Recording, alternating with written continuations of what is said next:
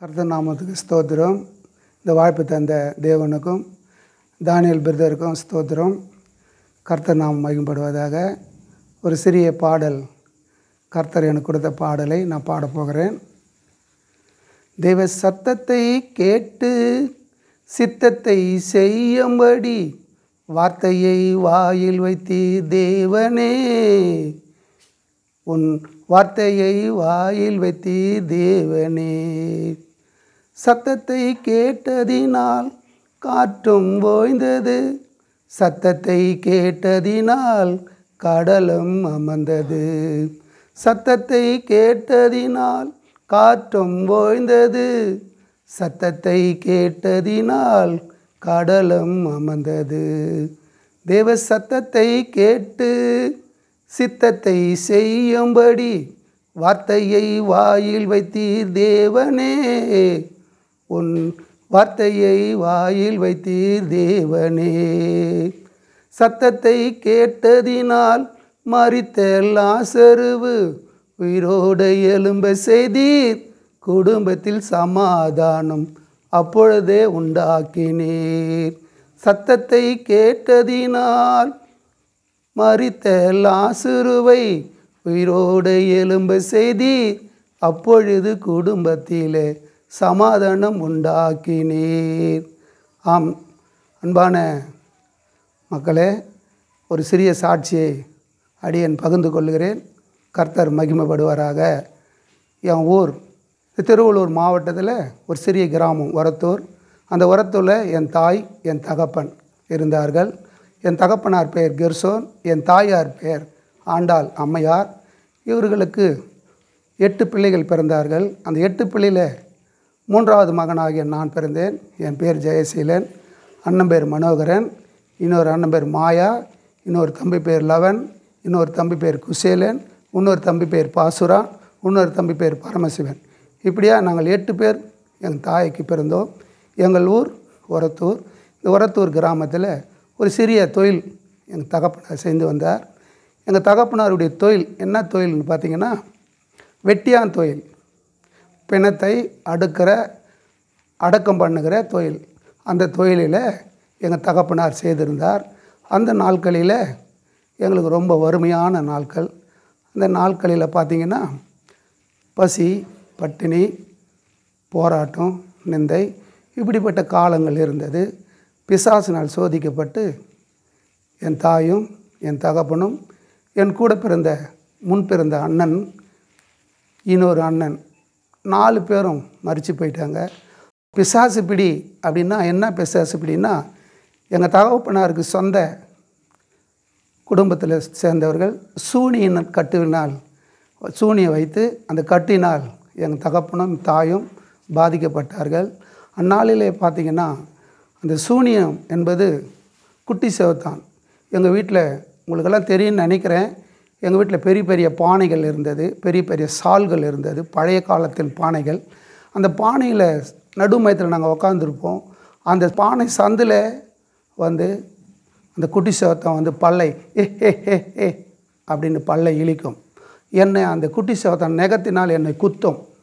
அது குத்தி என் சரீரத்தில் ரத்தம் வெளியே வந்தபோது தான் அது எங்களை விட்டு அகண்டு போகும். இது 1 நாள் 2 நாள் அல்ல, ஏறக்குறைய 7 ஆண்டுகளாக இருந்தது. அப்போது எனக்கு வயது 11 வயசு. அப்போ என் அண்ணனுக்கு இன்னொரு அண்ணனுக்கு நான் 3வது. அதுக்கப்புறம் பார்த்திங்கன்னா எல்லாம் சின்ன சின்ன தம்பிகள். இவங்களெல்லாம் நாங்கள் ரொம்ப கடுமையான கஷ்டம், ரொம்ப போராட்டம், வேதனை, இப்படிப்பட்ட வேதனை நாட்களிலே நாங்கள் இருந்தோம். அப்போ அந்த நாட்களிலே எங்கள் அப்பாவோ எங்கள் அம்மாவுக்கோ இயேசுவை அறியாத ஒரு நபர்கள். ஆனால் எங்கள் கிராமத்தில் இயேசு என்ற ஒரு சபை இருந்தது. ஆனாலும் எங்கள் அப்பா எங்கள் அம்மாவோ ஆலயத்துக்கு போவாதர்கள். ஆனாலும் அவர்கள் அறியாது இருந்தார்கள். அந்த நாட்களிலே அவங்களுக்கு அதே வேதனை. ஆனால் நாங்கள் வணங்கியிருந்த எங்கள் அப்பா எங்கள் அம்மா வணங்கியிருந்த தெய்வம், குலதெய்வம் பார்த்திங்கன்னா பெரிய பாளையத்தம்மா அப்படின்னு சொல்லுவாங்க. ஆனால் நாங்கள் கண்டதில்லை. ஆகினாலும் நாங்கள் அநேக பாடுகள், அந்த பாடுகள் மத்தியில் தான் என் தாயும் தகப்பனும் என் கூட பிறந்த சகோதரர்கள் மரித்து போனாங்க. அந்த நாட்களில் எங்களை பாதுகாக்கிறதுக்கு ஒருவரும் இல்லை. போடுவதற்கு ஆடை இல்லை, நல்ல ட்ரெஸ் இல்லை, நல்ல உணவு இல்லை. பக்கத்து வீட்டில் அக்கத்து வீட்டில் போய் நிற்போம், மதிய சாப்பாடு, நைட்டு சாப்பாட்டுக்கு. ஆனால் எங்களுக்கு யாருமே கொடுக்க மாட்டாங்க. ஆனால் எங்கள் தகப்பனோட பிறந்தவங்க 2, 3 பேர் இருக்காங்க. 2 அத்தைகள், ஒரு பெரியப்பா. அவங்க வீட்டாண்ட போனாலும் எங்களை யாரும் கவனிக்க மாட்டாங்க. அப்படியே நாங்கள் அண்ணன் தம்பிகள் எல்லாம் அப்படியே ஊர் ஊராய் சுற்றி அலைந்து திரிந்து கிடந்தோம். அந்த திரிந்து கிடந்த அந்த நாட்களிலே அப்பொழுது இயேசு அப்படின்னு சொன்னாங்க. அப்போ எனக்கு வயது 14. அந்த 14 வயசில் 2 வருஷமாக ரொம்ப போராட்டம், நிந்தைகள். அந்த 14 வயசில் இயேசுவை சொன்னாங்க. ஆனால் நாங்கள் இயேசுவை அறியலை. அது பிற்பாடு 14 வயசு ஆச்சு. என்னை ஸ்கூலில் சேர்க்கறதுக்கு அவங்களுக்கு வசதி இல்லை. ஏன் வசதி இல்லைன்னா, எங்களுக்கு சாப்பாடு கொடுக்குவதே அவங்களால முடியாது. நான் ஸ்கூலில் சேர்த்து பிள்ளைகளை படிக்க வைக்கணும் என்று அவங்களுக்கு முடியாமல் போயிட்டுது. ஏன் முடியாது போச்சுன்னா, பணம் இல்லை. பணம் இல்லாதனால எங்களுக்கு படிக்க வைக்க முடியல. நாங்கள் யாரும் படிக்கலை. என் மூத்த அண்ணன் ஒருத்தர் மட்டும் படிச்சிருந்தாங்க. அதுக்கப்புறம் நாங்கள் படிக்கலை, ஸ்கூல் பக்கமே போகல. ஆனால் ஸ்கூல் பக்கம் போனேன். எதுக்கு போனேன்டான்னா, அந்த ஸ்கூலில் சாப்பாடு கொடுப்பாங்க, அந்த கோதுமை சாப்பாடு, அதை வாங்கி சாப்பிட ஸ்கூலுக்கு போனேன். அதுக்கப்புறம் நான் ஸ்கூலுக்கே போனதில்லை. ஸ்கூல் பக்கமே நான் ஸ்கூல் வாடையே எனக்கு நான் பட்டதில்லை. போகும்போது வரும்போது வழியில் ஸ்கூல் இருக்கும், அதுதான் பார்த்துருக்கேன். ஆனால் ஸ்கூல் உள்ள ஒன்றாவது கூட நான் படிக்கலை. அதுக்கப்புறமா தான் எங்கள் தாய் தகப்பன் மறிச்சிட்டாங்க. பிற்பாடு நாங்கள் இருக்கிறவர்கள் 6 பேர் இருந்தோம். 6 பேரும் 6 திசையாய் அங்கே போய்விட்டோம். யார் எங்கே போனாங்கன்னு தெரியாமல் 16 ஆண்டுகளாக நாங்கள் பட்ட பாடுகள் கொஞ்சம் நஞ்சமில்ல. அநேக ரயில்வே ஸ்டேஷனில் தண்ணி குடிச்சிருக்கேன். அநேக வீட்டுங்களில் போய் வேலை செஞ்சுருக்கேன். பக்கத்தில் ரெடில்ஸ் பக்கத்தில் கார்னோடை பள்ளத்தாக்குன்னு ஒரு பள்ளத்தாக்கு இருக்குது. அங்கே போய் ஒரு வீட்டில் மாடு மேய்ச்சிருக்கேன். அது பக்கத்தில் பார்த்திங்கன்னா இன்னொரு கிராமம் ஒன்று இருக்குது. அந்த கிராமத்தில் போய் மாடு மேய்ச்சிருக்கேன். அந்த மாடு மேய்க்கிற இடத்துல கூட அநேக பேர் என்னை அடிச்சிருக்கிறாங்க. அடித்து துன்புறுத்தி இருக்கிறாங்க. எங்கேயோ வந்து வந்தான் இவன் வந்து மாடு மேய்க்கிறான், நம்மளுக்கு மாடு மேய்க்கிறதுக்கு இல்லையே அப்படின்னு. நான் மாடு மேய்க்கிற நாட்களில் அநேக பேர் பசியாக இருந்தாங்க. எனக்கு கொடுக்குற சாப்பாட்டை கூட ஒரு சகோதரனுக்கு நான் கொடுத்துருக்குறேன். அந்த சாப்பாடு ஏன் கொடுத்தேன்னா, நைட்டானா என்னை அடிப்பான் சாப்பாடு கொடுக்கலன்னா. அதனால் அவன் வந்து என்ன சாப்பாடு கொடுப்பேன். எனக்கு பசியாக இருக்கும், நைட்லாம் பட்டினியாக இருப்பேன். இப்படிப்பட்ட காலங்களில் நான் கடந்து போனேன். கடந்து போய் அதுக்கப்புறமா தான் ஆண்டவர் எங்களுக்குள்ளே வரல. ஆனாலும் நாங்கள் ரொம்ப கஷ்டப்பட்டோம். எப்படி நினைப்பீங்களே தெரியாது. ஒரே ஒரு டவுசரை 5 வருஷமாக நான் போட்டிருந்தேன். ஆனால் மேலே ஆடை இல்லை. எப்படி தெரில, 5 வருஷம் ஒரே ஒரு டவுசரை போட்டிருந்தேன். நான் மாடு மேய்க்கிற காலத்தில் என் கூட மாடு மேய்க்கிறவங்க தபால் பெட்டி வந்துருக்குது, தபால் போடலாம் எல்லாம் சொல்லுவாங்க. அவ்வளோ வறுமை, அவ்வளோ கஷ்டம். அதன் மத்தியில் தான் ஒரு அக்கா, அந்த அக்கா பேச தெரியாது. அவங்க காரனோட அந்த பள்ளத்தாக்கில் இருக்கிறாங்க, ஊமையன் அந்த அக்கா. அந்த அக்கா பேர் லட்சுமி. ஆனால் இப்போ இருக்கிறாங்களா தெரியல. அந்த அக்கா தான் என் மேலே இறக்கம்பட்டு அவங்க அப்பாண்ட சொல்லி, அவர் பேர் முனுசாமி, அவர் எனக்கு ஒரு டவுசர் வாங்கி கொடுத்தாங்க. அந்த நாளில் நான் சொல்கிற வருஷம் பார்த்திங்கன்னா 1989 ஆண்டில் இது நடந்தது. வருஷம்லாம் நல்லா ஞாபகம் இருக்குது. அந்த அக்கா ஓமாக்கா இருக்கிறாங்களான்னு தெரியல. அந்த அக்கா தான் எனக்கு முதல்ல டவுசர் வாங்கி கொடுத்தாங்க. அதுக்கப்புறமா அப்படியே காலங்கள் கடந்து போனது. எனக்கு ஒரு வேலை, கொத்தனார் வேலைக்கு சித்தாள் வேலைக்கு கூட்டு போனாங்க. நான் சித்தாள் வேலையில் போனேன். அங்கே எனக்கு கொத்தனார் அப்படின்னு சொல்லிட்டு என்னை உருவாக்குனாங்க. நான் கொத்தனார் ஆனேன். கொத்தனார் ஆகி நல்ல வேலையை கற்றுக்கின்னு சென்னையில் வேலை செஞ்சேன். சென்னையில் வேலை செய்யும்போது தான் இயேசு என்று எனக்கு அறியப்பட்டது. இயேசு அறிவேன், ஆனால் போனதில்லை. எங்கள் அப்பா எங்கள் அம்மா வணங்கின தெய்வம் தான் தெய்வம் நினச்சிருந்தேன். அந்த நாட்களில் தான் சென்னையில் எனக்கு இயேசு என்று சொன்னாங்க. ஆனாலும் அவங்க பின்னே நான் போகல. அப்போது எனக்கு வயசு ஏறக்குறைய 28 வயசு. அப்போது அநேக பேருக்கு உதவி பண்ணுறதுக்கு எனக்கு ஆண்டவர் கிருபை செஞ்சார். ஆனாலும் எனக்குன்று யாருமே இல்லை. அநேக உதவி செஞ்சேன். என்ன உதவின்னு கேட்குறீங்களா? அப்போ பார்த்தீங்கன்னா 6 ரூபாய் சம்பளம் எனக்கு, பெரிய ஆள் வேலைக்கு. அந்த 6 ரூபாய் சம்பளம் வாங்குவேன். வாங்கின்னு வந்து சென்ட்ரல் ரயில்வே ஸ்டேஷன் ஓரத்தில் அநேக பிச்சைக்காரர்கள் இருப்பாங்க. நான் பட்ட பசியால் அவங்களுக்கு பார்ப்பேன். அந்த பிரிட்ஜு இருக்கும், பழைய பிரிட்ஜு, சென்னை ரயில்வே ஸ்டேஷன் ஓரத்தில் அந்த பிரிட்ஜில் இருப்பாங்க. அவங்களுக்கு அந்த டைமில் வந்து நான் என்னால் முடிஞ்சது ஆளுக்கு ஒரு பொட்டலம் பிரியாணி வாங்கி கொடுப்பேன், இட்லி வாங்கி கொடுப்பேன். நானும் சாப்பிட்டு அந்த ரயில்வே ஸ்டேஷன்லேயே படுத்திருப்பேன். இப்படி தினந்தோறும் இப்படி ஓடிங்க இருந்தது என்னுடைய வாழ்க்கை. ரூபாய் எனக்கு பெரிய ஆள் வேலைக்கு சம்பளம். அந்த ரூபாயில் தான் அநேக நாட்கள் நான் காலத்தை கடத்தினேன். நல்ல வேலை கற்றுக்கினேன். 12 ரூபாய் சம்பளம் வாங்கினேன். அந்த 12 ரூபாய் சம்பளத்தில் அநேக பேருக்கு நான் என்னால் உதவி செய்ய முடிஞ்சது. ஏன் உதவி செஞ்சேன்னு கேட்டிங்களா? எவ்வளோ ஏழையாகிறியே, நீ ஏன் உதவி செய்கிற அப்படின்னு கேட்குறீங்களா? இல்லை, நானே பட்னியாக இருந்தேன். அதனால் பட்னியாக இருக்கிறவங்களை பார்த்தா எனக்கு பிடிக்காது. அந்த நாட்களில் தான் ஒரு மேஸ்திரி மூலிமா ஒரு வீடு வேலைக்கு போனேன்.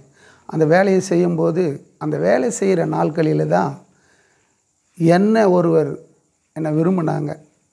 அப்போ எனக்கு வயசு 28, 29 இருக்கும். அப்போ என்னை ஒருத்தர் விரும்பினாங்க. அப்போ விரும்பினதுனால நான் அவங்களாண்ட சொன்னேன், எனக்கு அப்பா அம்மா இல்லை, அண்ணன் தம்பி இல்லை, வீடு வாசல் இல்லை, நான் பிளாட்பாரம் அப்படி சொன்னேன். அவங்க தான் எனக்கு இயேசுவை அறிவித்தாங்க. அந்த இயேசுவை அறிவித்த அந்த நாட்களில் நான் அவங்கள பார்த்து ஒரு கேள்வி கேட்டேன்.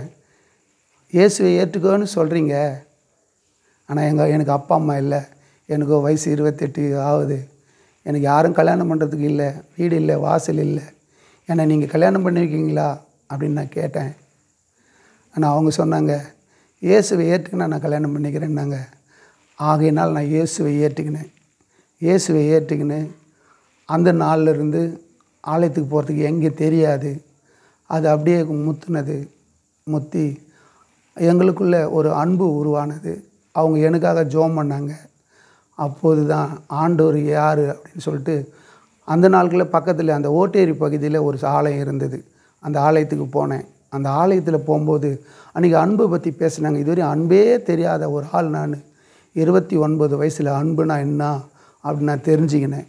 அந்த நாளில் தான் அப்போ அன்பு யார் மேலே நம்ம செலுத்தணும்.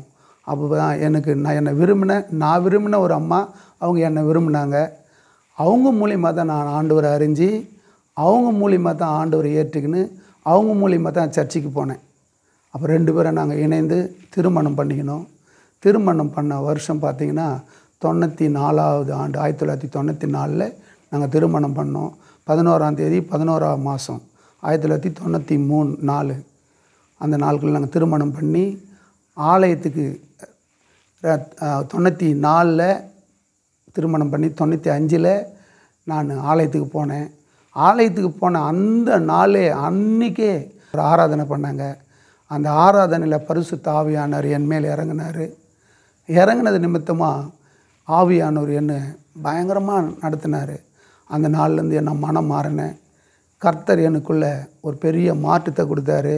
அந்த மாற்றத்தை நிமித்தமாக ஆலயத்துக்கு போக ஆரம்பித்தோம். அந்த ஆலயத்துக்கு போகிற அந்த நாட்களில் 97 எங்களுக்கு ஒரு மக பிறந்தா. அந்த மக பிறந்ததுலேருந்து அப்படியே கடந்து போச்சு. 2000 ஆண்டவர் என்னோட தெளிவாக பேசினார். என் மகனே, எனக்காக போவியா அப்படின்னு பேசினார்.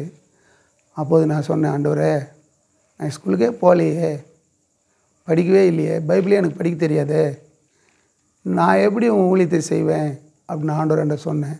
அப்போ ஆண்டவர் எனக்கு உணர்த்தினார். என் கூட பேசலை, உணர்த்தினார். நான் இருக்கிறேன், பயப்படாதுன்ற மாதிரி ஒரு உணர்வு எனக்கு. அப்போ நான் ஆண்டவர் ஆண்ட முட்டி போட்டு ஜெபம் பண்ணேன். ஜெபம் பண்ண உடனே ஆண்டவர் என்னிடத்தில் வெளிப்பாடாக பேசினாங்க.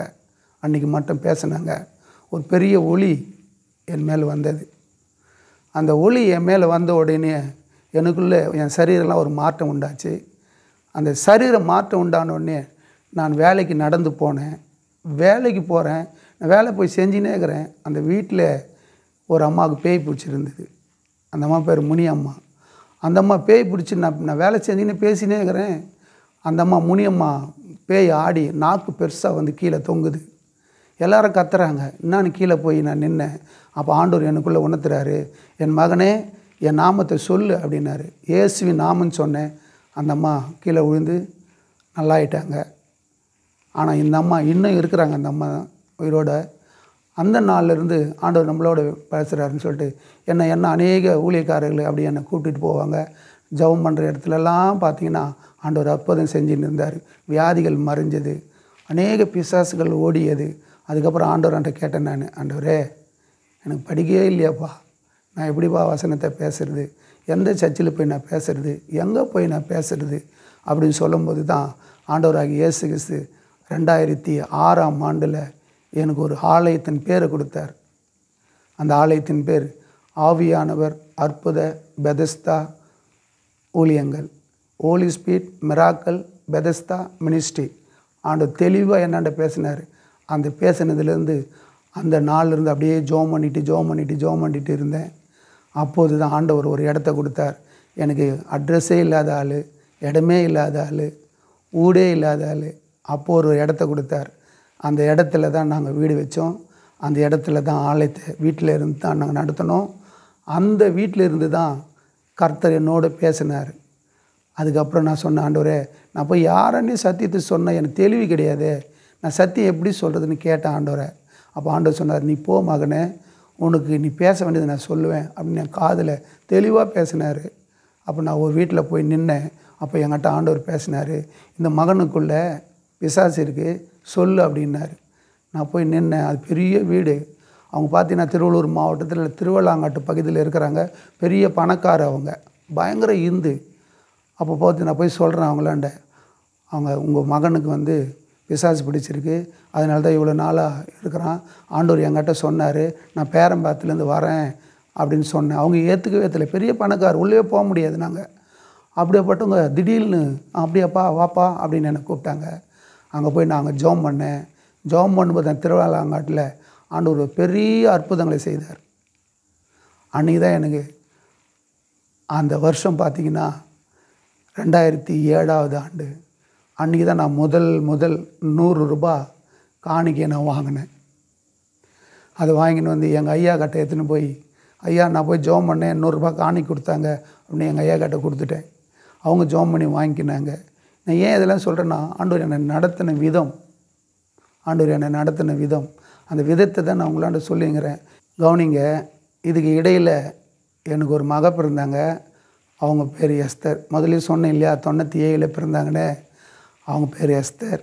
என் மனைவி பேர் ராஜ பரமேஸ்வரி. இப்போ ஞானஸ்தான பேர் அவங்களுக்கு பார்த்திங்கன்னா எலிசபெத்துன்னு பேர் வச்சுருக்கிறோம். நான் முதல்ல விரும்பினு சொன்னேன், அவங்க தான் எங்கள் மனைவி. அவங்க தான் என்னை ஆண்டவருக்குள்ளே வழி நடத்தினாங்க. அவங்களால தான் நான் ஆண்டவருக்குள்ளே உள்ளே வந்தேன். அவங்க தான் என்னை வழி நடத்தினாங்க. எனக்கு பைபிள் படிக்க தெரியாது. ஆனால் எங்கள் மனைவி எலிசபெத்து தான் பைபிளை ஆதி ஆகமத்திலிருந்து வெளிப்படுத்தின விசேஷத்தை வரைக்கும் எனக்கு படித்து எனக்கு காட்டுவாங்க. நான் அதை ஒரு வாட்டி படிச்சுட்டாங்கன்னா அதை அப்படியே என் சிந்தையில் வச்சுப்பேன். அதுக்கப்புறம் என் மகள் பெரியவனா ஆனாங்க. அதுக்கப்புறம் அவங்க ஃபோன் வந்ததுனால அந்த ஃபோன்லேருந்து அநேக வார்த்தைகளை கேட்டுக்கின்னு எல்லாத்தையும் நானே எழுதிக்குவேன். நிறைய நோட்டு வச்சுருக்கிறேன். நான் எழுதி 3 நோட்டு பிரசங்க நோட்டு நானே எழுதி வச்சுருக்கிறேன். நான் எழுத எப்படி கற்றுக்கிட்டேன் சொல்கிறேன் கேளுங்க. நான் ஸ்கூலுக்கு போகல, எழுத தெரியாது. ஆனால் ஒரு தம்பி ஜேம்ஸ்னு ஒரு தம்பி இருந்தான். அவன் தான் எனக்கு என் பேர் எழுத கற்றுக் கொடுத்தான். கே ஜெயசீலன் பேர் எழுத ஜேம்ஸ்னு ஒரு தம்பி இருந்தான். அந்த தம்பி தான் எனக்கு என் பேர் எழுத கற்றுக் கொடுத்தான். அந்த தம்பி இருக்கிறாங்களான்னு தெரியல. இப்போ ரொம்ப வருஷம் ஆச்சு அவங்கள பார்த்து நான். அதுக்கப்புறம் எங்கள் மனைவி இப்படி எழுதணும் அப்படின்னு சொல்லி கொடுத்தாங்க. அதுக்கப்புறம் எங்கள் சர்ச்சுக்கு ஒரு விசுவாசி வந்தாங்க. அந்த விசுவாசி எனக்கு கற்றுக் கொடுத்தாங்க, இப்படி எழுதுன ஐயான்னு. அதுக்கப்புறம் எழுதி, அதுக்கப்புறம் அதுக்கப்புறம் படித்து இப்போ ஆண்டவருக்காக எழுதுகிறேன். நான் நோட்டெல்லாம் வச்சுருக்கிறேன். இப்போ பார்த்திங்கன்னா ஒரு சபையை கொடுத்துருக்கிறார் ஆண்டவர். அந்த சபைக்கு ஆவியானவர் அற்புத பெதஸ்தான்னு பேர் வச்சுக்கிறேன். முதல்ல சொன்னேன்ல ஆண்டவர் கொடுத்த பேர். அந்த சபையிலிருந்து தான் இப்போ நான் உட்காந்து உங்களோட பேசுகிறேன். என் பின்னாடி ஒரு ஸ்க்ரீன் தெரியுது, பார்க்குறீங்க நீங்கள். இது பார்த்திங்கன்னா இந்த ராஜ்யத்தின் சுவிசேஷம் அப்படின்னு ஒரு போர்டு தெரியுது. அந்த போர்டை பாருங்கள். இந்த ராஜ்யத்தின் சுவிசேஷத்தை எங்கள் சபையின் பிள்ளைகள் மூலிமா தான் ஆண்டவர் பேசினார். அதுக்காக 3 ஆண்டு நான் ஜெபம் பண்ணியிருந்தேன். 3 ஆண்டு ஜெபம் பண்ணி இந்த ராஜ்யத்தின் சுவிசேஷத்தை நடத்த ஆண்டவர் நான் கேட்டேன், ஆண்டவரே என் கையில் ஒன்றுமே இல்லை, எனக்கு படிப்பறிவு இல்லை, பேச தெரியாது, சுவிசேஷம் சொல்ல தெரியாது, நீங்கள் ராஜ்யத்தின் சுவிசேஷன்னு சிறு பிள்ளை மூலமாக பேசுகிறீங்களா ஆண்டவரே அப்படின்னு சொல்லும்போது தான் ஆண்டவர் சொன்னார், நான் உன்னோடு இருந்து பேசுவேன் அப்படி சொன்னார். அதுக்கு எனக்கு நீங்கள் உத்தரவாதம் கொடுங்க அப்படின்னு நான் ஜெபம் பண்ணும்போது ஒரு நாள் பார்த்திங்கன்னா பக்கத்தில் கொண்டஞ்சேன்னு ஒரு கிராமம் இருக்குது. அந்த கிராமத்தில் ஒரு தோப்பு இருக்குது. அந்த தோப்பில் காடு இருக்குது. அந்த காட்டில் போய் எப்போதும் ஜெபம் பண்ணுவேன் நான். காலையில் போவேன், சாயந்தரம் வரை ஜெபம் பண்ணுவேன். காலையில் போவேன், சாயந்தரம் வரை ஜெபம் பண்ணுவேன். நைட்டு போவேன், காலையில் வரை ஜெபம் பண்ணுவேன். இப்படி ஜெபம் பண்ணும்போது தான் ஆண்டவர் நல்ல வெயில் காலம். அப்போ நான் பேசுறதுக்கு தெரியல. ஆண்டவரே எனக்கு ஒரு நீங்கள் உறுதித்தம் கொடுத்தீங்கன்னா நான் போய் செய்வேன் அப்படின்னு சொல்லும்போது தான் ஆண்டவராக இயேசு கிறிஸ்து எனக்கு இந்த படித்த வசனத்தில் கிதியோன் தோல் பதனிட்டார். அதுபோல் அந்த எண்ணெய் எனக்கு வந்தது.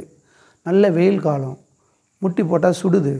அப்போது நான் யோசனை பண்ணி என் பாக்கெட்லேருந்து ஒரு கர்ச்சீப் எடுத்து அந்த வெயிலில் போட்டேன். அந்த வெயிலில் போட்ட உடனே நான் சொன்ன ஆண்டவரே கிதியோன் தோல் பதனிட்டார், பைபிளில் வாசித்தேன். நான் பார்க்கணும் ஆண்டவரே, இந்த தோல் பதனை எப்படி அவர் இது காயணும் அப்படின்னு சொன்னாரோ அது மாதிரி நான் கர்ச்சீப்பை போட்டு, ஆண்டவரே இப்போ நான் ஜெபம் பண்ணுவேன், இந்த கர்ச்சீப்பு பனியால் நிரப்பப்பட்டு இருக்கணும். நான் மட்டும் பார்த்தா போதாது, இதை பார்க்குறதுக்கு நீ ஆளை அனுப்பணும் அப்படின்னு சொல்லிட்டு ஆண்டவர்கிட்ட கேட்டேன். அது ஒரு பெரிய தோப்பு. அந்த தோப்பில் யாரும் வரமாட்டாங்க, பயப்படுவாங்க.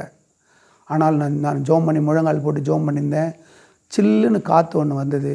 அந்த காற்று வரும்போது என் மேலே அந்த காற்று பட்டது. அதுக்கப்புறம் கண்ணை திறந்து பார்த்தேன். அந்த கர்ச்சீப்பு மாத்திரம் அப்படியே தண்ணியாக முத்தாக இருந்தது. நான் கண்ணால் பார்த்தேன். அதுக்கப்புறம் ஆண்டவரே இதை பார்க்குறதுக்கு நான் தான் போதாது, சாட்சி வேணுமே அப்படி சொல்ல 9 பேர் ஆண்டவர் அனுப்பிச்சார். அந்த ஊர் பேர் பார்த்திங்கன்னா கொன்னஞ்சேரி. அந்த கொன்னஞ்சேரிக்கு மேலே தான் அந்த மேடு இருக்குது. அந்த மேட்டில் 9 பேர் அனுப்பிச்சார் ஆண்டவர். அப்போ அது வந்தவங்க சொல்கிறாங்க, இங்கே எலியா ஜெபம் பண்ணுறா அப்படின்னு சொன்னாங்க. அப்போது நான் அழுதேன். நான் ஆண்டவர் அழுத அந்த தம்பிங்க வந்தாங்க. அந்த தம்பிங்க வந்து அந்த துணி எடுத்து பீஞ்சி தண்ணி ஊற்றுந்து பார்த்தாங்க. அவங்க சொன்னாங்க, இங்கெல்லாம் காஞ்சி போய் கிடது, கால் வைக்க சுடுது, ஆனால் கர்ச்சீப் மட்டும் எப்படி நெஞ்சிக்குது.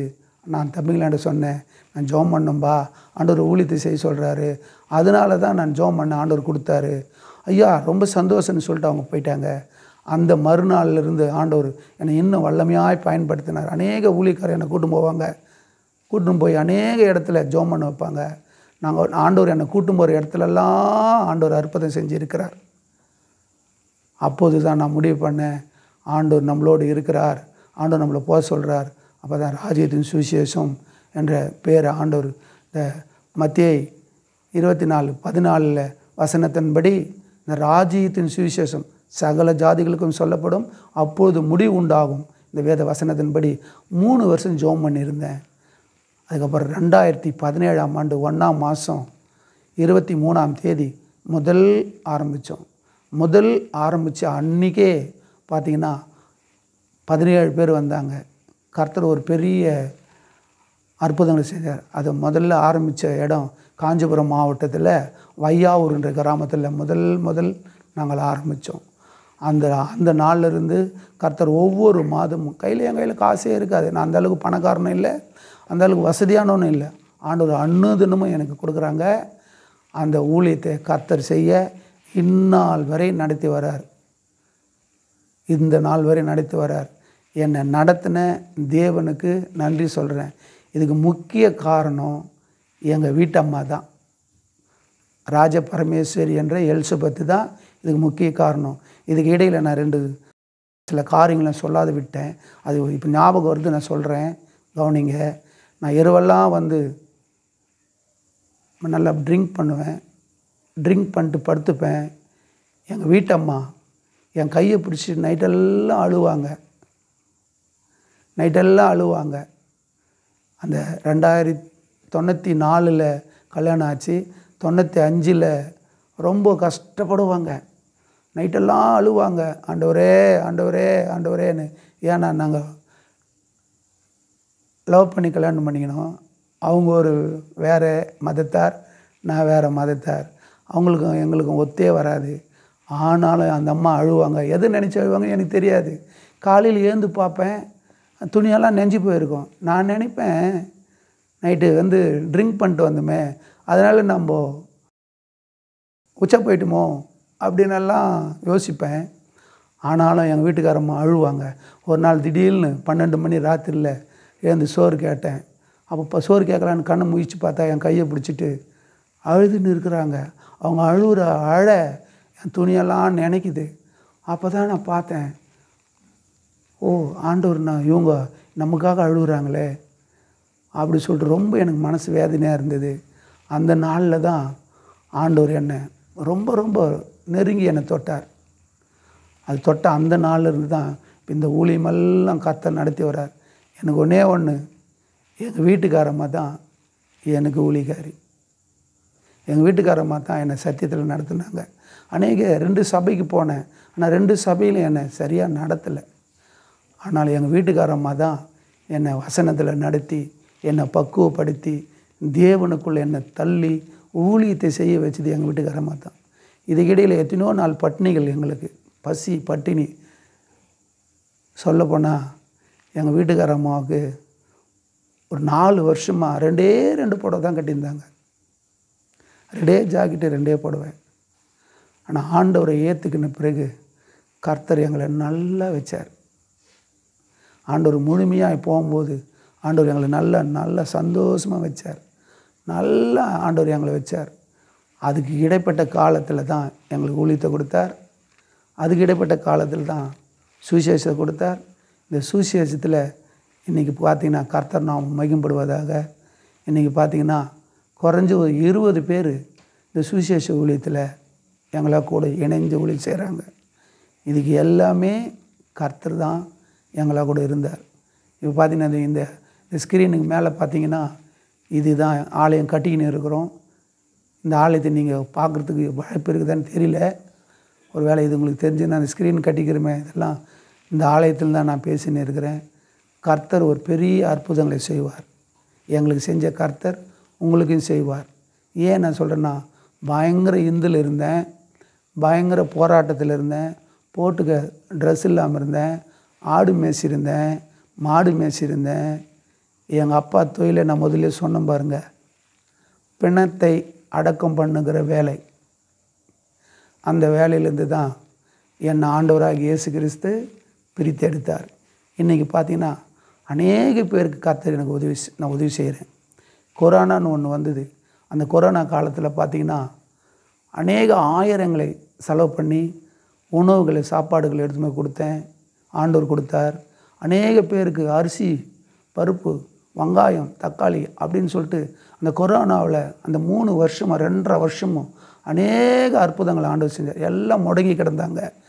நாங்கள் பார்த்திங்கன்னா திருவள்ளூர் மாவட்டம், காஞ்சிபுரம் மாவட்டம், ஸ்ரீபெரும்புதூர், திருவள்ளூர் இந்த மாவட்டத்தில் ஏறக்குறைய ஒரு 90 கிராமத்துக்கு நாங்கள் போய் உதவி செஞ்சோம்.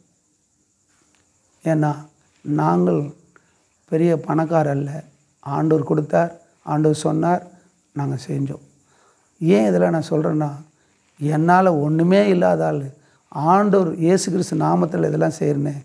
இதை கேட்குற எங்கள் அன்பு தங்கச்சி, என் அன்பு அக்கா, என் அன்பு அண்ணா, ஆண்டவரை நீங்கள் பிடிச்சு கொள்ளுங்கள்.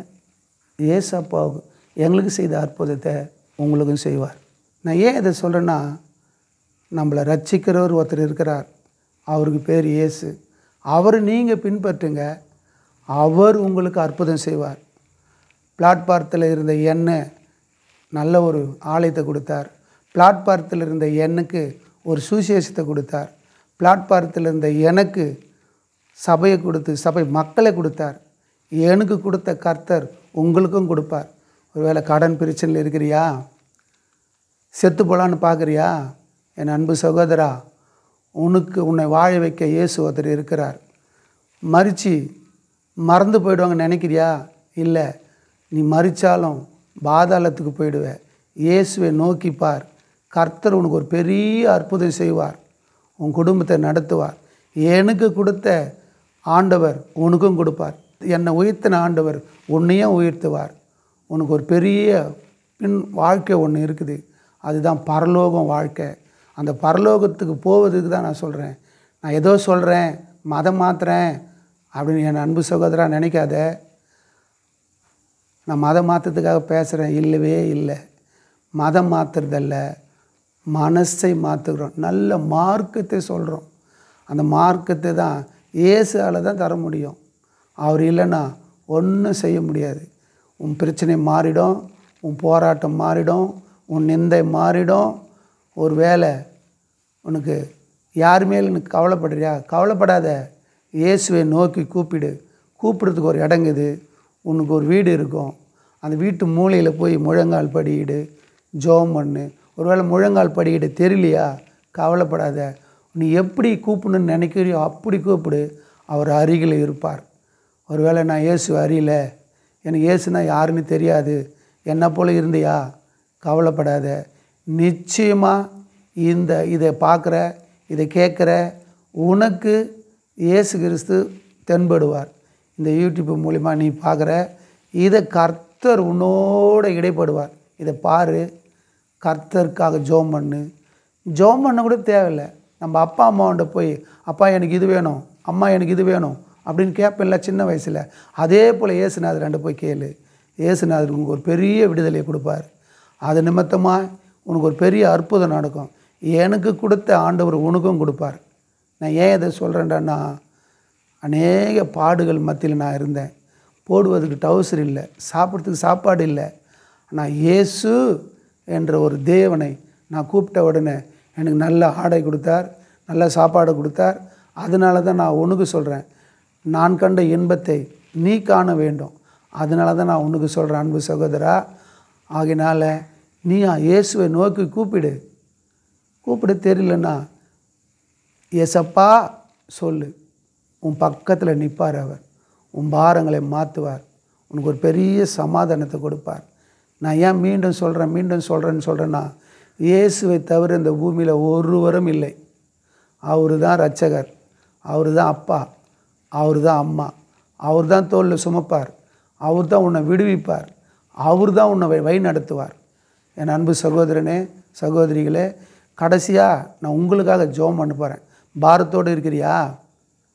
பாரம் இப்போ மாறிடும். இந்த ஜெபத்தை கேளு. கடன் பிரச்சனையோடு இருக்கிறியா? கடன் பிரச்சனை மாறிடும். இந்த ஜெபத்தை கேளு. பிசாசு பிடியில் இருக்கிறியா? இந்த ஜெபத்தை கேளு.